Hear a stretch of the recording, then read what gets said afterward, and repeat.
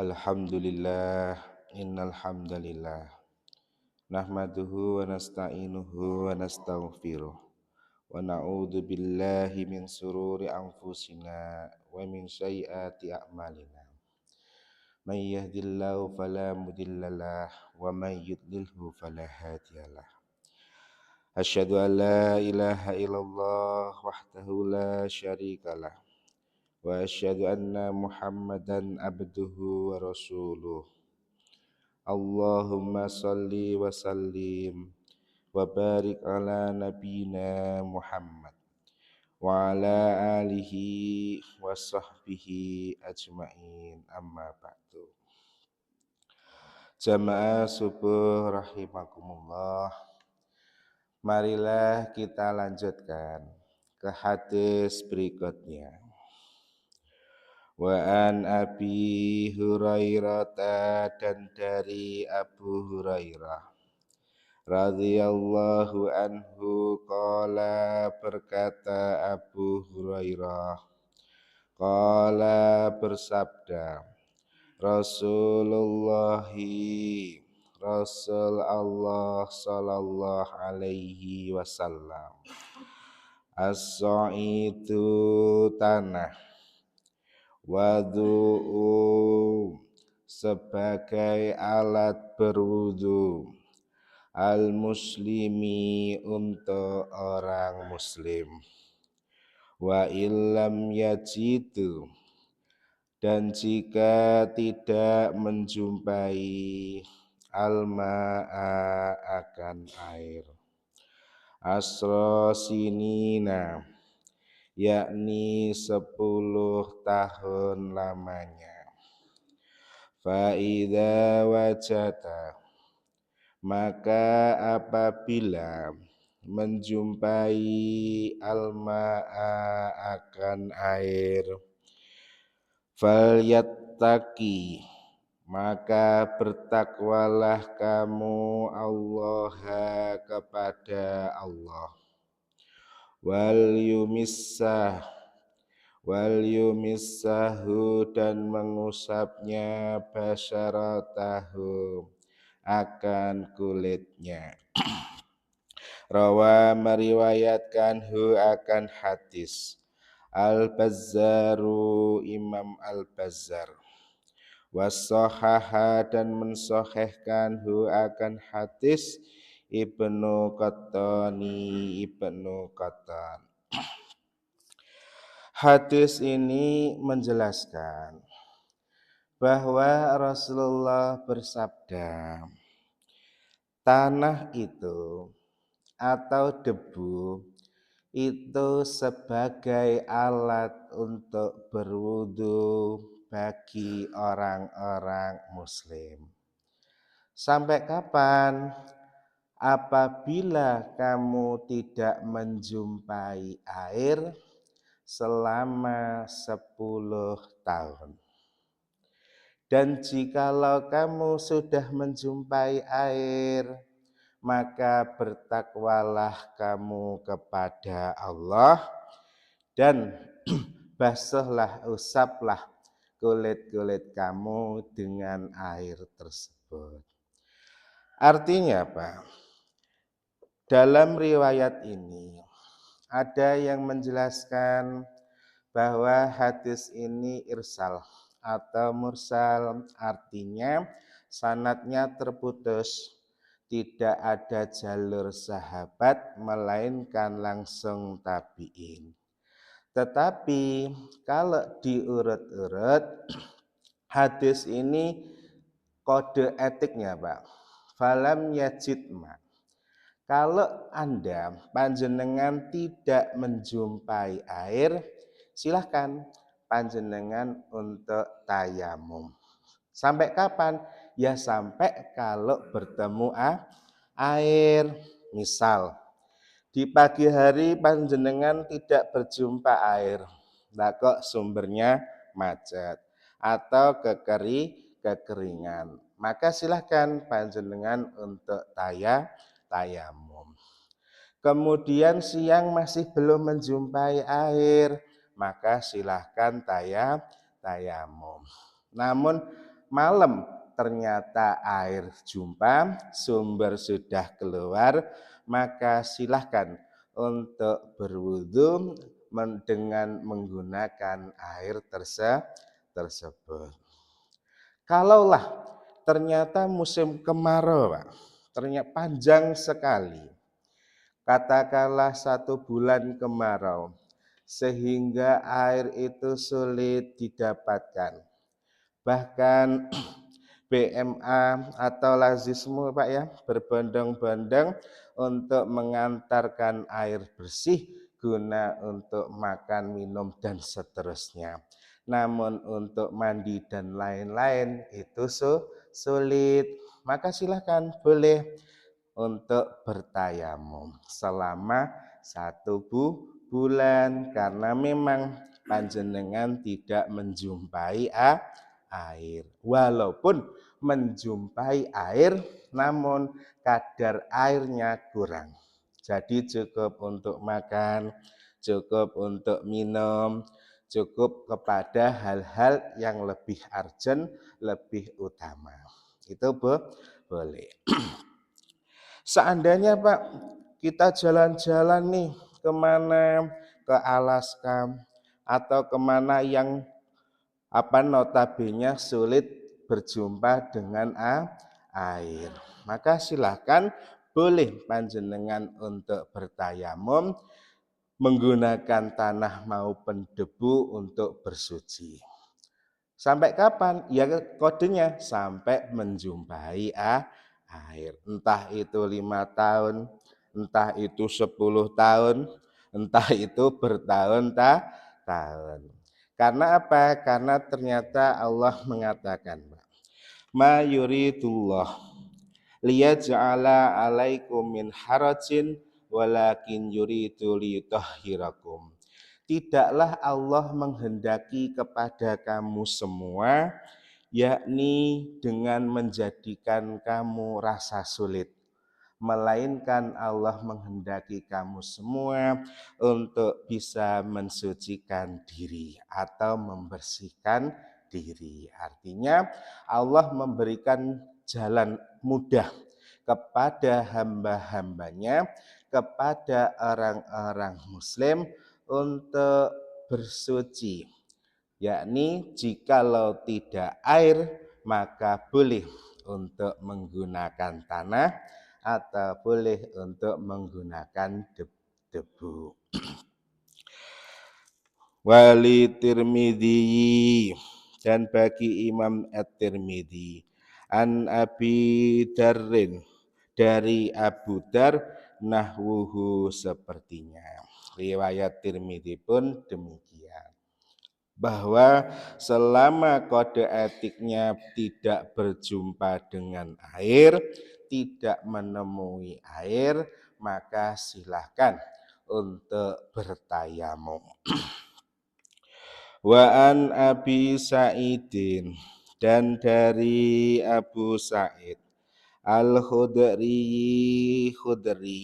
radhiyallahu anhu qala, berkata Abu Sa'id, kharaja keluar, rajulani, 2 orang laki-laki, fi safarin, di dalam bepergian, fahadharati, maka sudah waktunya atau hadir as-sholatu, waktu salat, walaisa, dan tiada, ma'ahuma, bersama keduanya, ma'un, air, fatayammama, maka bertayamum keduanya, so'idan, dengan tanah, thayyiban, yang baik, fasallaya,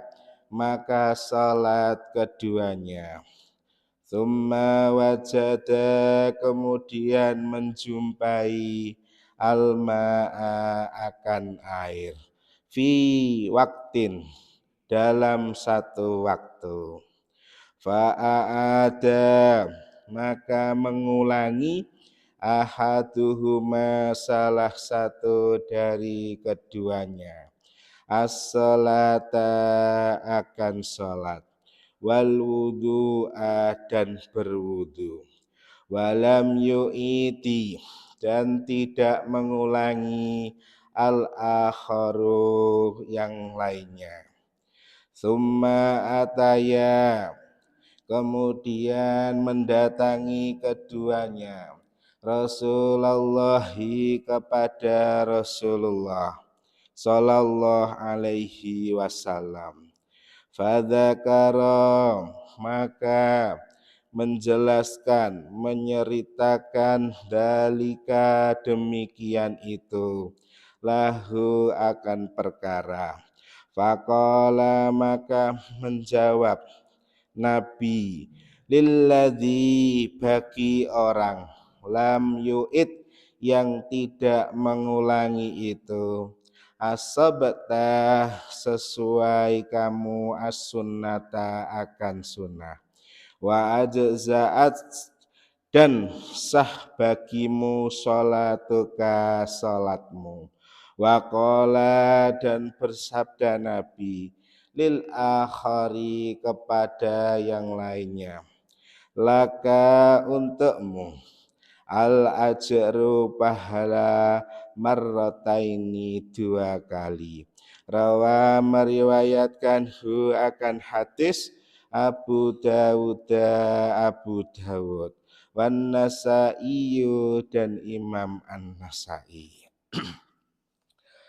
Hadis ini menjelaskan suatu ketika ada dua orang laki-laki yang sedang bepergian, Pak.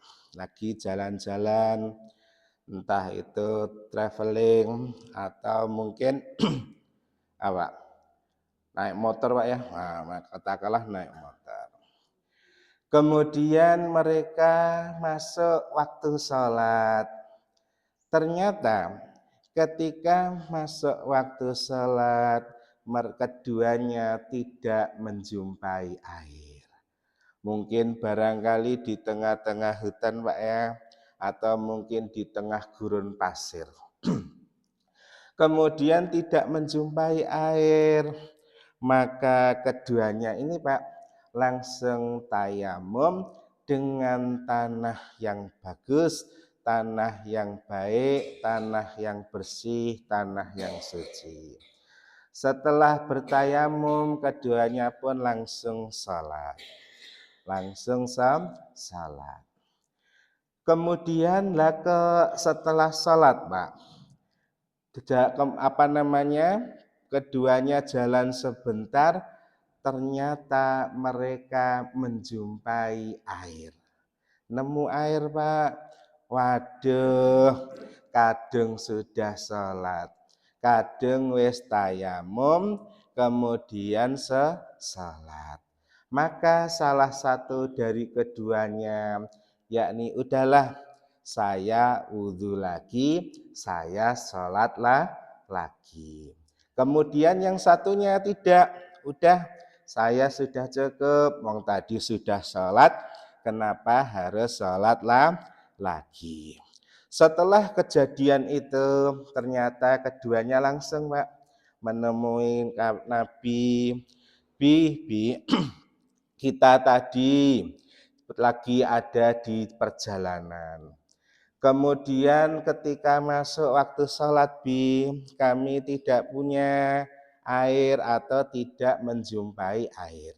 Sehingga kami ini langsung tayamum, kemudian kami sholat.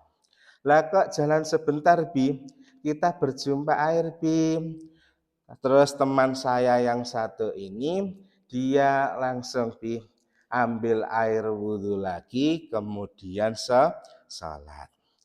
Lantas saya tidak, saya cukup, wong tadi saya sudah sholat, kenapa harus sholatlah lagi? Maka Nabi pun mengatakan, Pak, apa yang dikatakan Nabi? Bagi yang tidak mengulangi sholatnya, kata Nabi, kamu telah melakukan sesuai sunnahku dan sholatmu itu diterima. Artinya sholatnya sah karena tidak mengulangi lagi. Sedangkan yang mengulangi gimana? Ternyata Nabi mengatakan untuk kamu yang mengulangi sholat lagi, yakni mendapatkan 2 pahala. Pahala yang pertama tadi panjenengan sholat karena sudah menggunakan sunnah Nabi tayamum. Yang kedua karena kamu mendapati air, maka kamu sholat kembali mengulangilah lagi. Nah, artinya seperti ini Pak, bahwa ketika seseorang itu safar, perjalanan, kemudian masuk waktu sholat, dan dia belum tentu tahu apakah nanti berjumpa dengan air atau tidak, lalu waktu sholat sudah masuk, amannya segera panjenengan sholat, jikalau tidak menjumpai air, maka tayamum menjadi sunnah Nabi dan tidak perlu panjenengan mengulang-ulang lagi. Pak, gimana? Seandainya kita udah tahu, Pak, nanti kalau mengulang-ulang lagi dapat 2 pahala, itu justru tidak boleh. Panjenengan sekarang udah tahu. Oh, kalau ngulang nanti dapat 2 pahala. Ternyata panjenengan mengalami itu, Pak. Panjenengan jalan-jalan entah kemana, kemudian panjenengan tidak menjumpai air. Terus panjenengan ingat, wah saya tayamum dululah, nanti kalau menjumpai air saya sholatlah lagi. Nah, kata Pak Nuhan gitu. Tidak, justru cukup panjenengan tayamum saja selesai. Kenapa? Karena dalam hadis ini tadi, Pak, memang keduanya ini masih dalam kondisi belum tahu apakah nanti benar-benar harus mengulang lagi atau tidak perlu mengulang lagi. Maka kata Nabi, kalau yang enggak mengulang, Pak, itu sesuai dengan sunnah Nabi. Artinya tayamum itu sudah bisa dikatakan sebagai pengganti wudhu dan sahnya sholat. Maka ada gini Pak, ada kaidah yang berbunyi anna badalalahu hukmu mubadali, yakni hukum badal, hukum pengganti itu sama dengan apa yang digantikan. Artinya kalau hukum wudhu kemudian karena tidak menjumpai air diganti dengan tayamum, maka itu sudah menggantikan hukum sebelumnya. Artinya hukum wudhu dengan air tadi terganti dengan hukum tayamum dan itu sah. Sahnya berarti sesuai layaknya dia berwudhu menggunakan air. Saged dipahami ya? Nggih. Oke, jamaah subuh rahimakumullah. Kemudian selanjutnya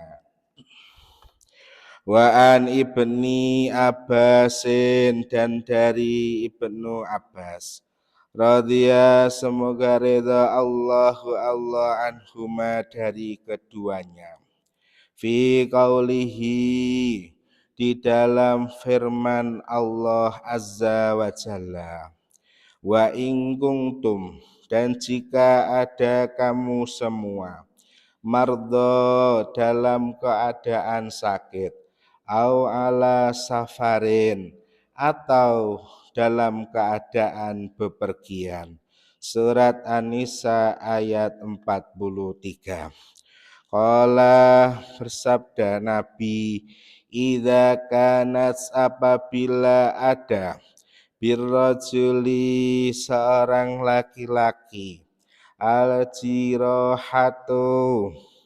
yang luka-luka fi sabilillahi di jalan Allah, wal kuruhu dan memiliki penyakit kudis, fayujnibu dan dalam keadaan junub, Fayakhafu maka takut dia ayyamuta bahwa mati dia in igtasila jika mandi dia. Tayammama cukup dengan tayamum. Rawa meriwayatkan hu akan hadis Ad-Darul Qutni, Imam Ad-Darul Qutni. Hadis ini menjelaskan bahwa di dalam konsep tayamum itu ada 2 poin, Pak. Yang pertama adalah safar, dalam keadaan bepergian. Yang kedua mardhah, dalam keadaan sakit. Maka hadis ini menjelaskan ketika ada seseorang yang luka-luka ataupun dia punya penyakit kudis. Kudis apa, Pak? Gatel-gatel nggih. Ya, semacam itu. Jadi punya penyakit itu dan walaupun dalam keadaan junub, Pak. Nah, karena junub itu kan harus mandi. Nah, kalau seandainya dia mandi pun dia membuat dia mati. Artinya gara-gara mandi dia mati, meninggal. Maka kata Nabi cukup dengan tayamum. Nah, jadi kita coba buka. Satu, kalau berpergian sebagaimana yang disampaikan hadis sebelumnya, maka yang kedua ini berkaitan dengan sakit, Pak. Sakit itu kan macam-macam. Ada orang sakit yang kena air enggak apa-apa, aman-aman saja. Maka silakan panjenengan berwudu menggunakan air. Tapi kalau ada sakit lah kok kena air saja niku panjenengan greges, bahkan bisa sampai ngapunten meninggal dunia hanya karena air, maka silahkan tayamum saja, jangan dipaksakan untuk mengambil air wudhu. Jadi kan sakit itu macam-macam, Pak. Cuma contoh kalau seseorang itu luka, kemudian luka itu ketika kena air malah blonyok, malah enggak kering, maka silahkan panjenengan cukup tayamum saja. Contoh, Pak, ya, kayak Bapak almarhum itu gitu, karena kakinya luka, tangannya luka, beliau kalau kena air enggak selesai, Pak. Sehingga ketika sholat cukup dengan tayamum saja. Sampai di akhir hayat pun itu masih tayamum. Maka seperti itu, boleh. Jadi silahkan menggunakan tayamum jika sakit seseorang itu membahayakan. Sama juga seperti ini, Pak. Ketika seseorang itu dalam keadaan junub. Jadi dia dalam keadaan junub, ternyata ketika seandainya dia itu mandi, karena musim dingin, Pak, ya, musim dingin, kena air itu rasanya kayak es batu. Lah kok kalau mandi dia takut mati, Pak. Wah, kalau saya nanti mandi besar, saya mati kedinginan, maka boleh cukup dengan tayamum.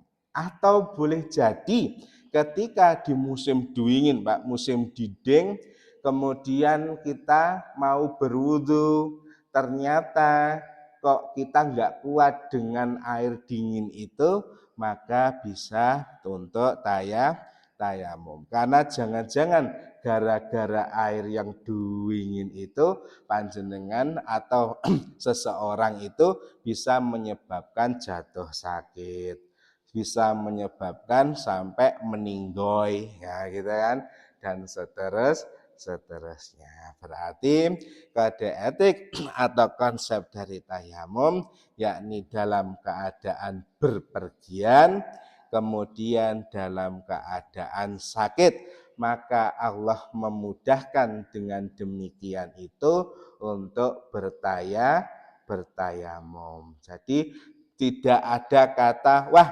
saya sakit kena air itu tidak bikin justru tambah sakit, jadi saya tidak perlu sholat, saya tidak perlu ibadah kepada Allah, wong saya sakit. Ternyata caranya apa? Yakni harus dengan tayamum. Maka tentu ini menjadi satu garis benang merah, siapapun dalam keadaan sakit sekalipun dia harus menjalankan sholat. Caranya seperti apa? Ya harus menggunakan tayamum jikalau memang dia tidak bisa kena air.